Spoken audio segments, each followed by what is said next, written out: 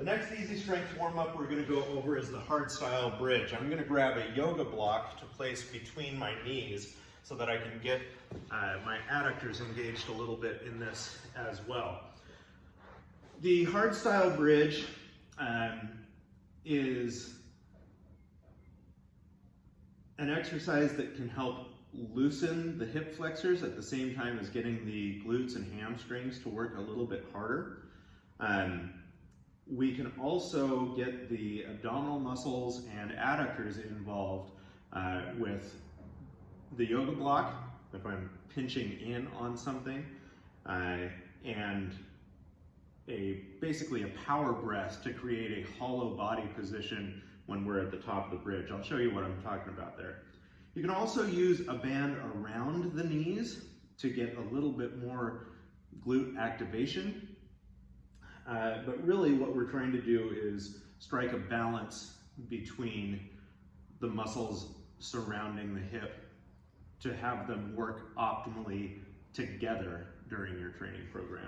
So I'm lying on my back, I've got my block between my knees, I've got a hamstring cramp. We're just going to let that relax for a second. So when I am doing the hardstyle bridge, I have to keep my toes way up to avoid that hamstring cramp. I'm going to take a deep breath in through the nose, and on the exhale, blow my rib cage down and my hips up at the same time. Inhale down, exhale up. So by using the breath to control the rib cage position, I assure that what I'm getting is actually hip extension.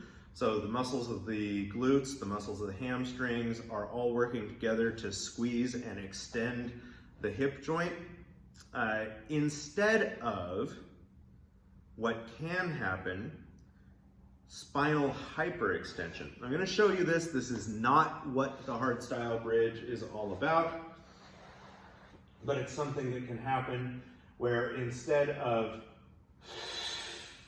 controlling that rib cage position with my breath, pushing down on the rib cage as I blow out and squeezing up through the hips, I can simply throw my hips up into the air.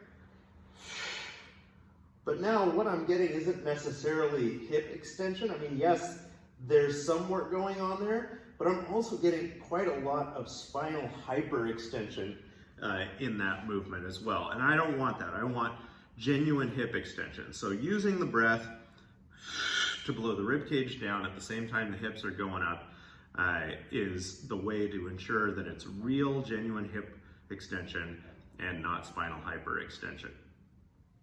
By squeezing on the block, you can get some adductor involvement. If you have a band around your knees and you're pushing out on the band, you can get a little extra glute involvement. Again, I like to do the version with the block between the knees because I can create a lot of tension around the hip joint by including the adductors. So that's the hardstyle bridge.